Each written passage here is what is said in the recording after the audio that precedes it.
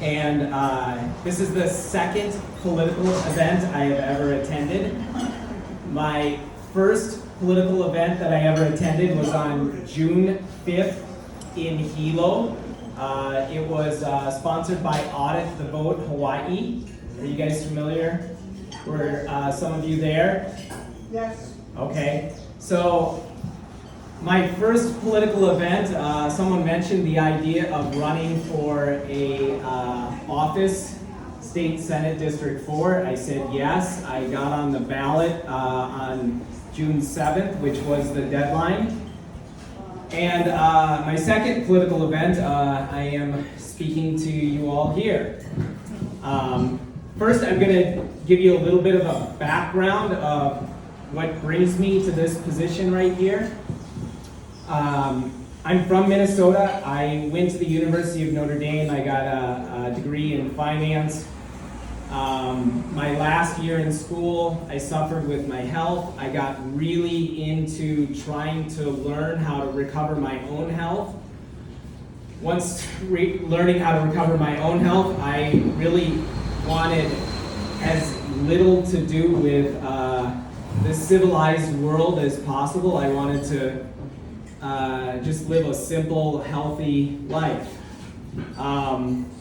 I became very interested in the continent of Africa and the wildlife and all of those amazing things that drew me there. My first time going to Kenya, I was in chiropractic school, and I was on an organic farm in a very rural area. And this was at the time of the 2002 elections in Kenya were happening. And all these people, you know, they were so focused on this little tiny radio, you know, to listen to what's going on in the elections, you know.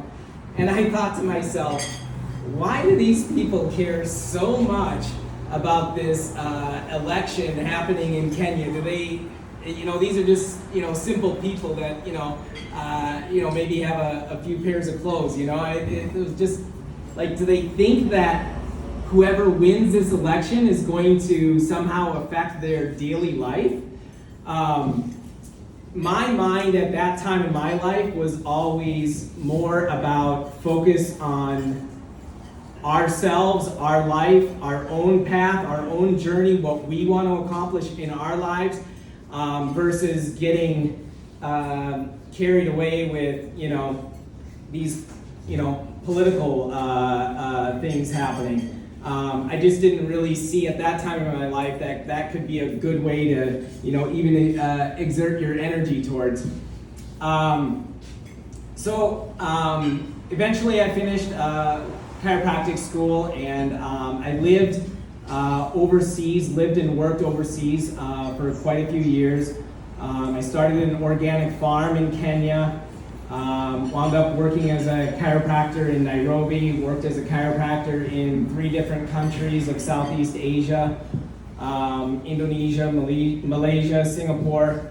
In the year 2015, I finally made the decision to come back to Hawaii, and the reason I say come back to Hawaii is because I started coming to the Big Island before I started chiropractic school, and when I would come purely to work on permaculture farms and you know, just, you know, being close to nature and growing food.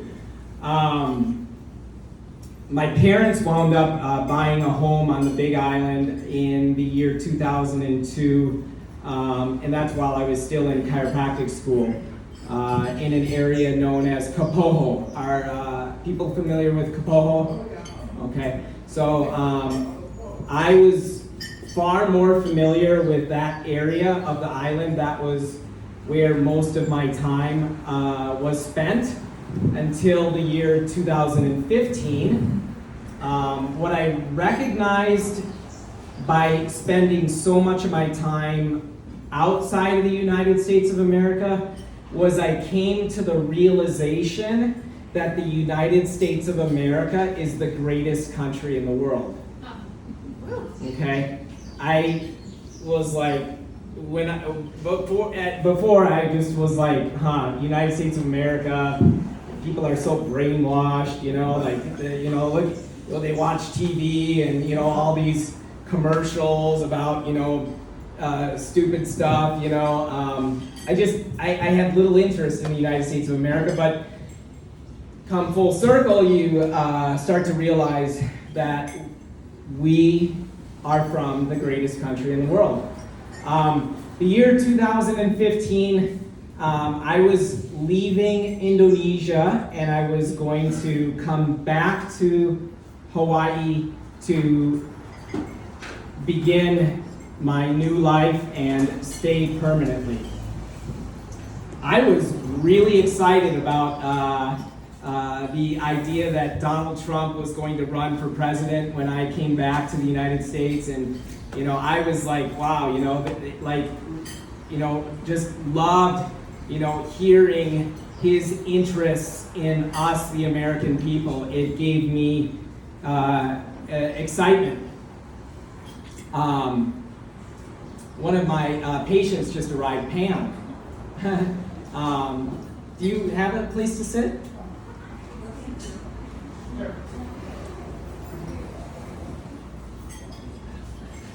Thank you for making it. 2016, election day, I really, thought I would, go in and vote, but I think on that day I had finally come to the conclusion to think, oh my God, he's never going to win anyways. Hillary's going to win. What's the point? Let me just keep working. So I didn't even vote, but in 2016. But come to find out, he won, and wow, was I grateful for that.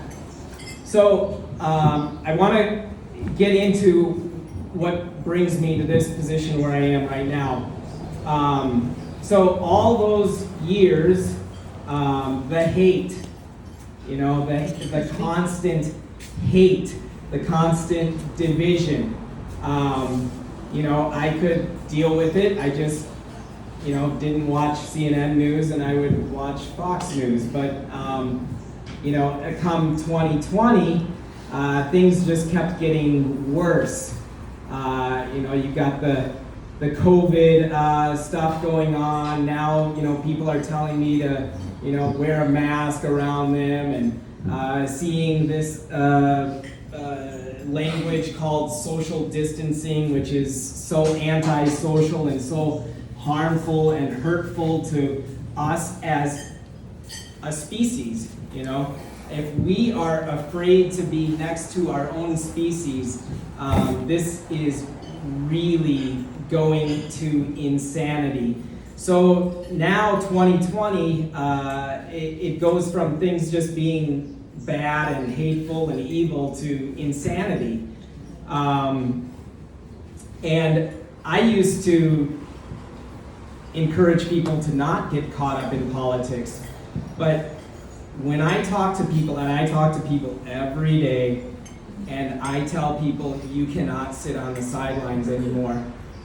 You have to fight. You have to make a difference. You cannot sit on the sidelines anymore. And people who say to me that, they're just, watching from a distance, this is not where we can be anymore. We have to stand up. We have to fight against the insanity. So that is then June 5th, actually a couple of weeks prior to June 5th, I was on a trip, and Pam here, she was sending me messages about going to the Republican convention on Oahu. And I said to my wife Daisy, I said, wow, I am so disappointed in myself for not being there. I was like, why am I not there? I should be there. And I started to realize I actually want to be involved politically. my life has always been about helping people to feel better. And I realize that if I'm going to help people to feel better, I have to also feel better about the world I live in. Because I do not feel good about the world that I'm currently living in. And I want to be proud to even welcome other people into the world that I'm living in. So now the point of our organization here is to win elections. Am I right?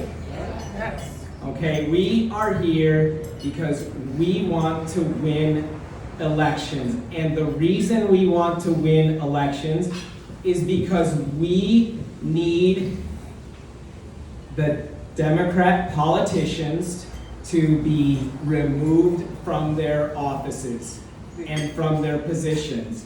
And anybody who has been around, who went like this and watched children being told to wear masks on their faces, unfortunately, they probably won't be punished, but the best punishment they can get is not get reelected. Okay? So, strategy. Okay, how are we going to win? Because at the end of the day, that is the point. Win, and how are we going to do it? So I'm very thankful that we've been working hard to figure out how we can make the vote fair. I think we still all need to come up with really good organized plans of how we're going to make sure that the vote is fair. The other thing that we need to do is, this is my thoughts, is I think we need to be tenacious and we have to be persistent. Okay, and some of the things that I think we need to do is we need to align ourselves with the people that are going to be aligned with us. I think that we need to, all of us, get on Tulsi Gabbard's website and we need to call her, email her, tell her that we want her to support the Republican candidates from this island and this state. Because I think I'm correct that Tulsi Gabbard is on our side. But I don't know what it's going to take, but I think it's going to take a lot of persistence for us to reach out to people like her. I think we need to reach out to the media that does have our side.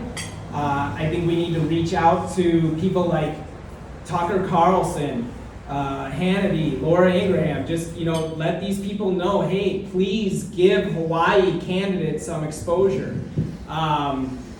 Because we all want the same thing. We all want the United States of America that we once knew. So I don't know if you agree with me on those ideas, but I think that we need to really motivate ourselves to get in touch with people that we hope will have our back. The other thing is, at the end of the day, as Republicans on the ballot, we probably are pretty confident that we're going to get the Republican vote. I think we have a very strong Republican vote on this island, but I do also think that we need to continue to figure out how we're going to get more Democrat vote onto the Republican vote. There's no question about it. I'm sure all of you have heard Democrats say that they are going to be voting Republican this year. How many people have heard a Democrat voter tell you that? A lot, right? Okay. I think we're in very good a situation whereby, thank God, I'm sure BJ Penn is going to be bringing a lot of Democrat voters onto the Republican ticket. So I think we need to be very thankful for that.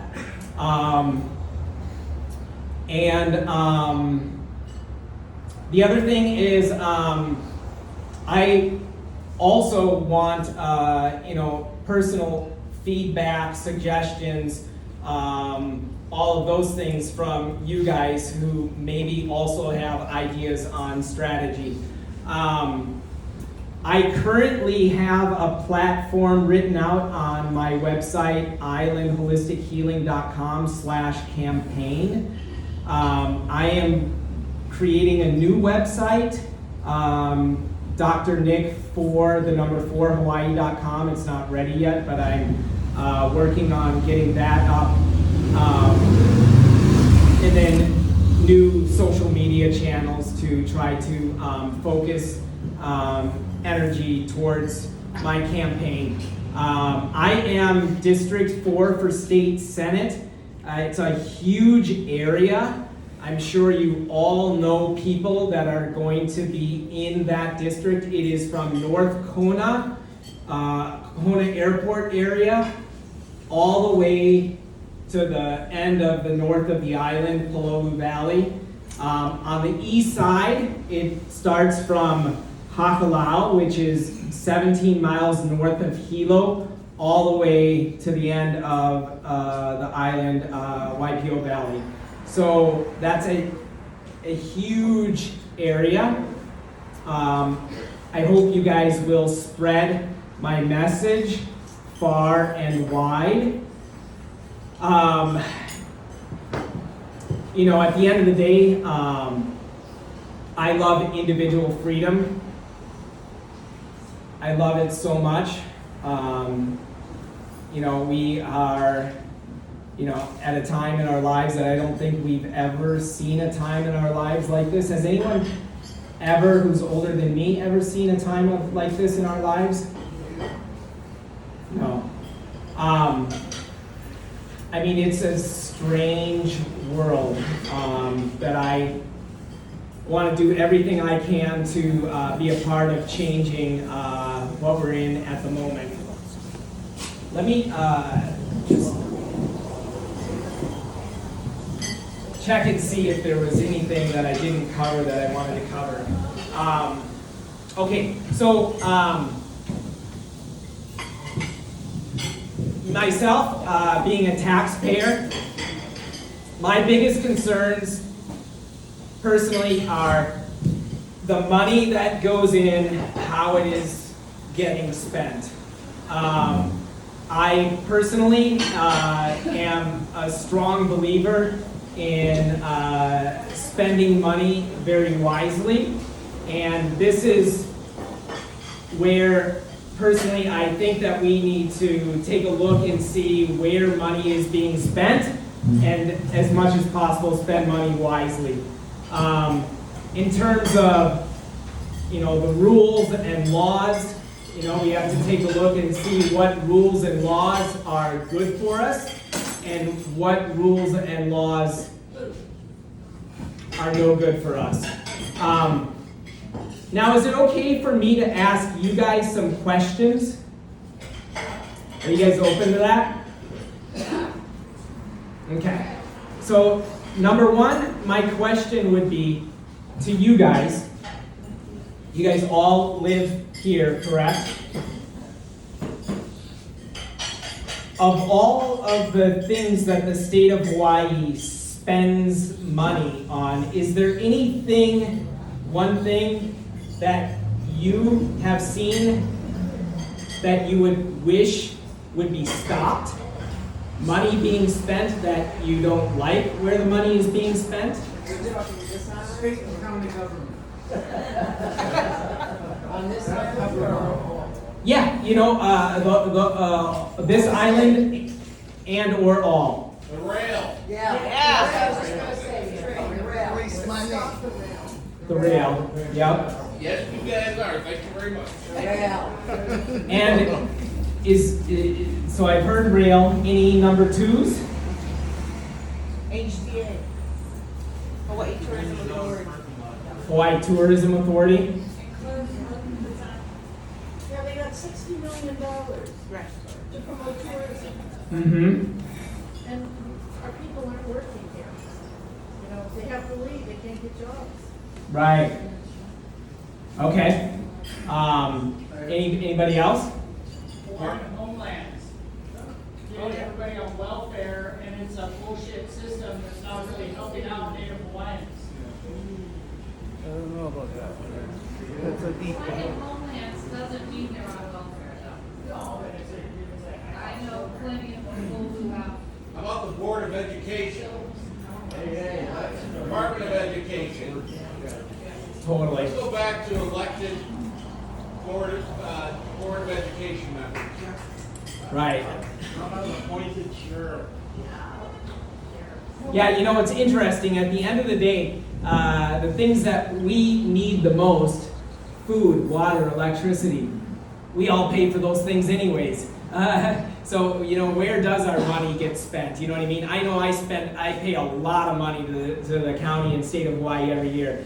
And I used to, at one time, feel good being a contributor. You know, knowing that I contribute to everything around me. But I don't feel good anymore. You know, one of the things that really drove me to this position as well was I work hard, real hard, 13 hours a day. I come home, I'm exhausted, and I've worked hard for the state and county of Hawaii. And I turn on my TV, I want to relax a little bit. And what do I see? Someone getting paid real good to tell me what to do with my face and what to do with my arm. And I'm just like, yeah, oh, this is great. Oh, thank you. You know? I mean, this is just ridiculous, you know? I deserve better. Okay, how about second question? One more. Unqualified unemployment payments. Go to work. Right. Yeah. That's this island in Maui too, Hawaii for that matter, suffer from the forced utilization of a state hospital system that is extraordinarily inefficiently run, having previously been the CEO of Kilo Hospital. Mm-hmm. And the quality of healthcare here is far below what it should be. I mean, we're not going to have the Cleveland Clinic here. We don't have the population to support it. However, quality of care in Hilo, which is better than Kona, is the same. And much of the reason is because the profits, and they generate profits, are drained off to support rural hospitals. I'm sorry, rural hospital people, but rural hospitals that really aren't hospitals. And nursing homes on Oahu, and those people need care and they need to be things done. But healthcare is pretty bad here. I'm a physician too. Mm-hmm. Healthcare is pretty bad, and everyone thinks that's okay. I'll go to Honolulu until you're sick. You don't want to go to Honolulu when you're sick. You want to be able to get care here. Right. It's a tough nut to crack. The unions are big. It's a big deal, but it's not what it should be. Right. And it's a big deal. Okay. Yeah, I appreciate all of the feedback. Okay. Again, you know, my strategy or my hope, I guess, is to win. You know, so I welcome all of your feedback. Okay. Anything that you think would be helpful for me to know, please email me. Okay.